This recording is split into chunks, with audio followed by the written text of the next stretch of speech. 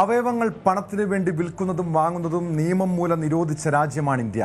അടുത്ത ബന്ധുക്കൾക്കോ അല്ലെങ്കിൽ പ്രതിഫലം ആഗ്രഹിക്കാത്ത ദാതാക്കൾക്കോ മാത്രമേ അവയവദാനം നടത്താൻ അനുമതിയുള്ളൂ.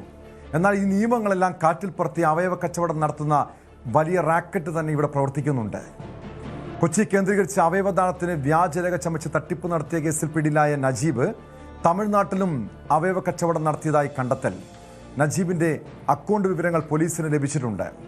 അവയവം നൽകാമെന്ന് പറഞ്ഞ് നജീബ് നിരവധി പേരിൽ നിന്നും അഡ്വാൻസ് വാങ്ങിയെന്നാണ് കണ്ടെത്തൽ. 2 മുതൽ 5 ലക്ഷം രൂപ വരെയാണ് വാങ്ങിയത്. നജീബിൻ്റെ വിദേശത്തുള്ള സഹോദരനെ കേന്ദ്രീകരിച്ചും പോലീസ് അന്വേഷണം നടത്തുന്നുണ്ട്.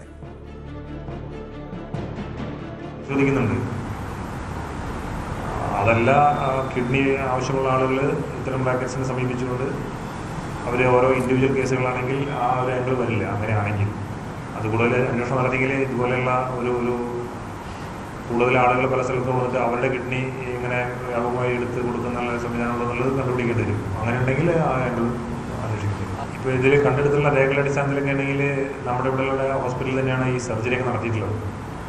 ഇനി വിദേശത്ത് ബന്ധമുണ്ടോ എന്നുള്ളത്, ഈ പ്രതി വലിയൊരു ക്രിമിനലാണല്ലോ, അപ്പോൾ അങ്ങനെയൊക്കെ ആ ഒരു ആംഗിൾ കൂടി പരിശോധിക്കുന്നുണ്ട്. ശരി.